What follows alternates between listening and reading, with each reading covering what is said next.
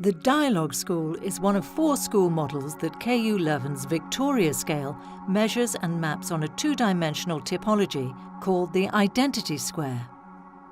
In contrast to the monologue school, the colourful school and the colourless school, the Dialogue School model pursues a reciprocal combination of Catholic identity and openness for the particular identities of all people in the school. The Dialogue School highlights and promotes the ongoing Catholic tradition, while for this reason it appreciates and engages with people from diverse backgrounds, cultures and religions. While there is a general consensus that the idea of Catholic schools engaging in dialogue, openness and solidarity is a good one, we can still ask the questions: what might this look like in practice? What exactly does this dialogue mean? And can the Dialogue School be expressed in multiple ways?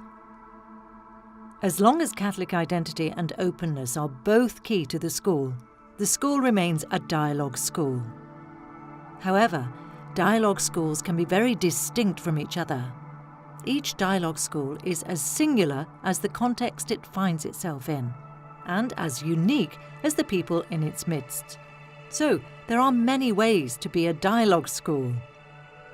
Indeed, there are countless positions within the Dialogue School quadrant. To help frame the different ways it can be realised, 4 subtypes of the Dialogue School have been constructed, based on theoretical and empirical grounds. The Kerygmatic Dialogue School, the Recontextualising Dialogue School, the Actively Plural Dialogue School, and the Formally Tolerant Dialogue School. Each subtype has qualities and strengths, but also contains challenges and potential risks.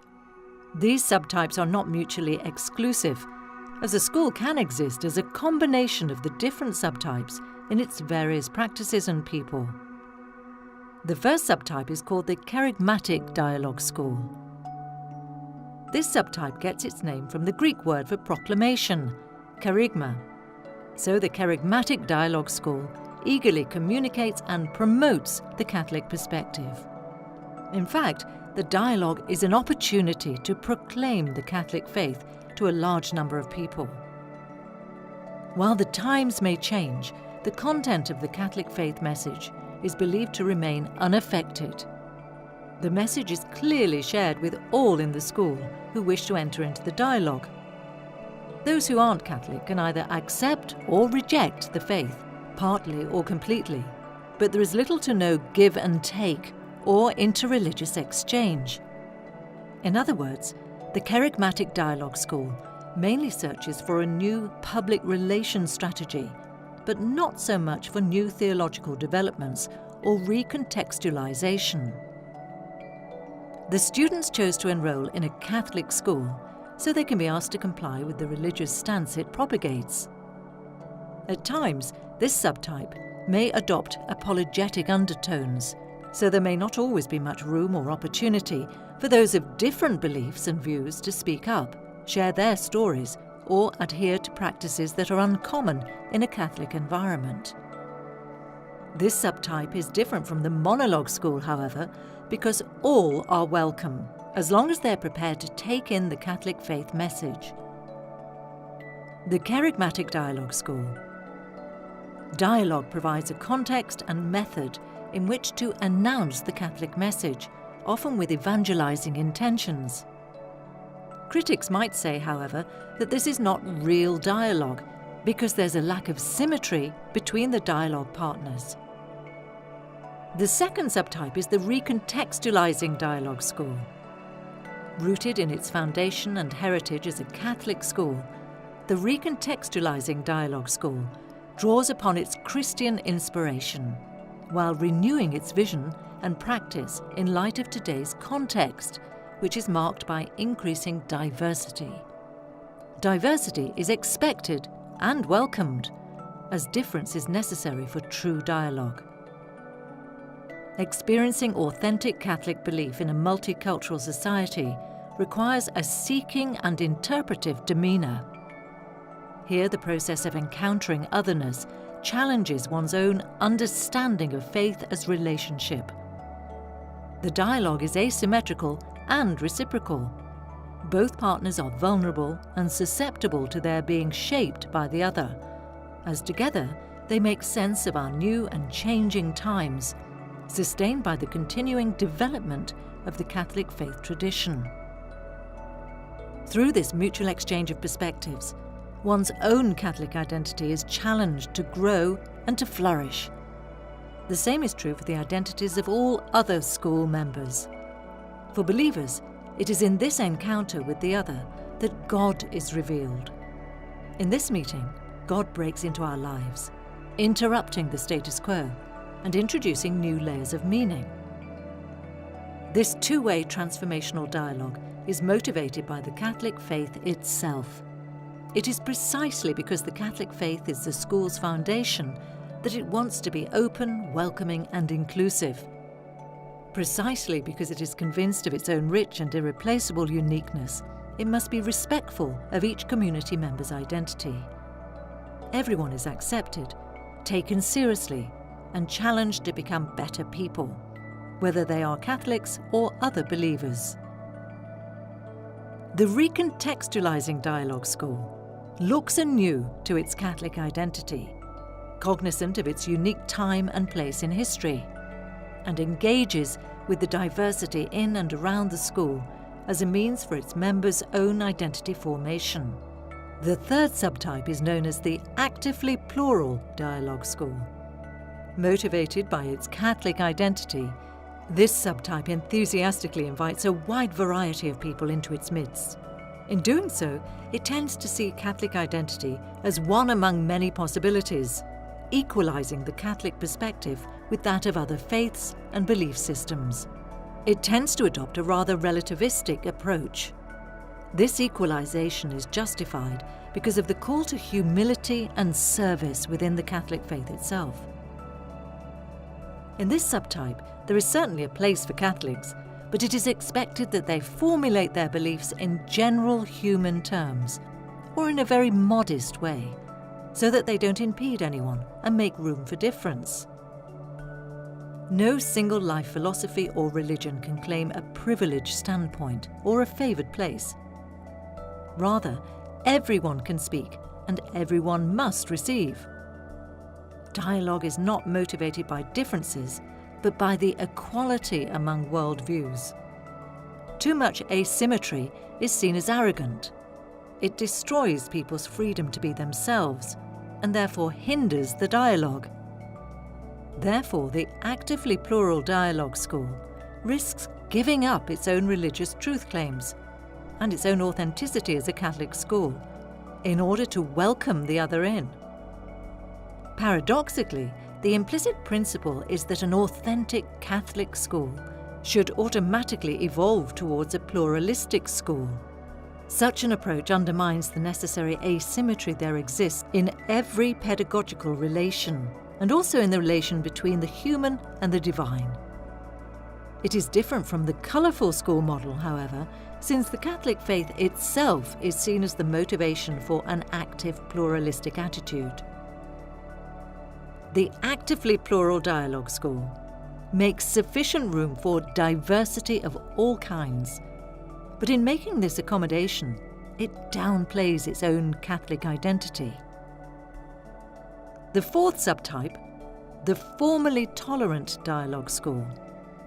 In this subtype, the school as a Catholic educational environment is seen as synonymous with a quality educational environment. Out of its Catholic motivation, the management of proper processes, stewardship of financial resources, and respect for freedom of conscience are all emphasized. Teachers are professionals, and students and their families clients. Functionality becomes the top aim for developing school infrastructure. Common ideals espoused are respect and transparency. Behind the warmth of fellowship and engaged dialogue, there is a principle at work that is somewhat cold and strict, which eventually sees dialogue, human interactions, and finally the whole educational enterprise taking on a formal and procedural approach. With a strong focus on academic performance and measurable outcomes, This subtype eventually leaves explicit theological, philosophical and moral conversations to fall by the wayside. While inspired by a well-known feature of Catholic schools, namely quality, the logistical and economic aspects of the school take priority. Catholic identity is a characteristic of the school that they do not wish to erase, but it is in the first place an historical and formal given, one that fits within the particular branding of the school. This approach differs from the colourless school, however, since its search for quality is seen as the way of realising the Catholic identity of the school. Catholic schools are, for that very reason, the best schools. The formally tolerant dialogue school, where dialogue and engagement with the other occurs, it is mostly when supported and required by quality-driven procedures and processes. These are the 4 dialogue school subtypes: Kerygmatic dialogue school, Recontextualizing dialogue school, Actively plural dialogue school, and Formally tolerant dialogue school. The ideal representation of the dialogue school is the recontextualizing variety, where the tradition and today's context are in equal play. It is found at the position of the golden dot in the Victoria scale, which indicates the theologically and educationally preferred stance. When a school desires to look like the dialogue school model, it must pursue both its Catholic religious identity and its solidarity with others to the utmost. The kerygmatic, actively plural, and formally tolerant subtypes of the dialogue school are related to the other 3 Victoria scale school models. The kerygmatic subtype tends towards the monologue school, which strives to preserve the Catholic message above all else. The actively plural subtype and the colourful school have similarities in that the colourful school views Christianity as simply one of many religions and life philosophies. The formally tolerant subtype leads to the colourless school, which pretends to be neutral by limiting itself to educating students in secular subjects, relegating personal formation to private life and commitments outside school hours. Thus it becomes clear how these 3 subtypes reveal pathways through which a school can enter into the dialogue school quadrant of the Victoria scale, but also how a school might move away from that quadrant. The kerygmatic subtype describes how openness and hospitality could be suppressed by a rigid and dogmatic approach to education, but also the way in which a monological Catholic identity could be interrupted and turned into a more dialogical one. Likewise, the actively plural and formally tolerant subtypes describe gradual processes of identity slippage and secularization, but also ways in which to re-establish an authentic Catholic school identity. Which sort of dialogue school subtype does your school most resemble today? Do you see traits of the other subtypes as well? How do the different subtypes work together? Moreover, how do you want to see the dialogue school realised in the future? As you continue to promote your school's Catholic identity and its solidarity with others, consider how these expressions might be realised in your own school context. And start the dialogue in your school on the Dialogue School.